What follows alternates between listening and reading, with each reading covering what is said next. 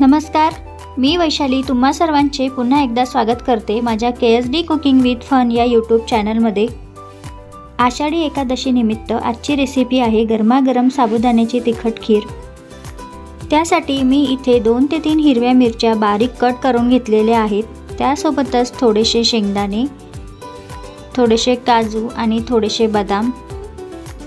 एका बटाट्याचे साल काढून अशा प्रकारे हा बारीक कट करून घेतलेला आहे आणि त्यासोबतच 1 वाटी रात्रभर भिजत घातलेला साबुदाणा। आता आपण लवकरच या खिरीला फोडणी देऊया। त्यासाठी मी इथे एका पातेल्यामध्ये 1 छोटा चमचा तेल घेत आहे। तेल छान गरम झाल्यानंतर त्यामध्ये बारीक चिरलेली हिरवी मिरची आणि बारीक कट करून घेतलेला बटाटा छान लाल होईपर्यंत तळून घ्यायचा आहे। तुमच्याकडे उपवासाला जिरे वापरत असाल तर या तेलामध्ये तुम्ही जिरे टाकले तरी चालेल। या खिरीसाठी साबुदाणा भिजत घालताना थोडंसं जास्त पाणी टाकून तो गाढ भिजला तरी चालेल, त्याची खीर छान होते। हिरवी मिरची आणि बटाटा तेलामध्ये छान परतून झाल्यानंतर त्यामध्ये थोडेसे शेंगदाणे, काजू आणि बदामाचे काप मी टाकून परत लालसर होईपर्यंत छान भाजून घेते। तळणामधले बटाटे छान शिजलेले आहेत, त्यासोबतच काजू बदाम देखील थोडे लालसर झालेले आहेत। तर आता आपण त्यामध्ये चवीपुरतं लाल तिखट टाकूया। लाल तिखट तेलामध्ये छान शिजू द्या, नाहीतर खीर खाताना त्याचा ठसका लागतो। तिखट तेलामध्ये छान शिजल्यानंतर या फोडणीमध्ये 2 ग्लास पाणी मी टाकते। आता या फोडणीला छान उकळी येऊ देऊया। या खिरीमध्ये मी थोडेसे काजू आणि बदामाचे काप वापरले, ते पूर्णपणे ऑप्शनल आहेत। पाण्याला छान उकळी आल्यानंतर त्यामध्ये चवीपुरतं मीठ मिक्स करून घ्या आणि त्यानंतर लगेच या उकळलेल्या पाण्यामध्ये भिजत घातलेला साबुदाणा टाकून ही खीर छान शिजू द्यावी।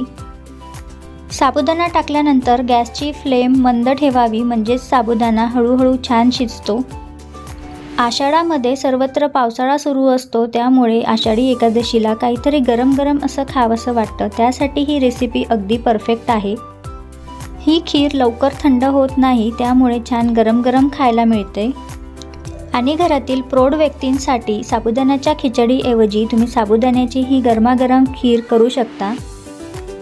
साबुदाणा या फोडणीमध्ये छान नितळ होईपर्यंत शिजवून घ्यायचा आहे।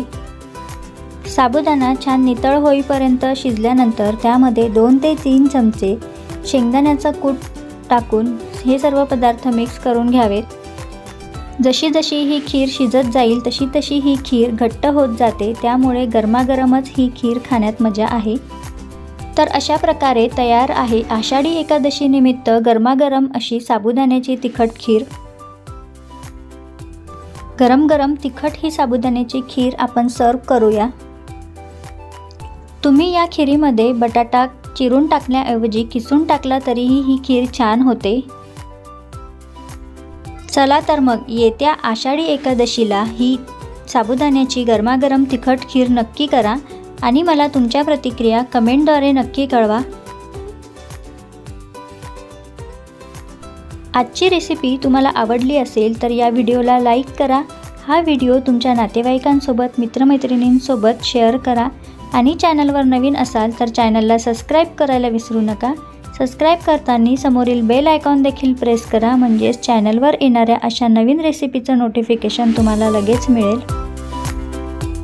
आपण लवकरच भेटू अशाच एका नवीन रेसिपीसोबत।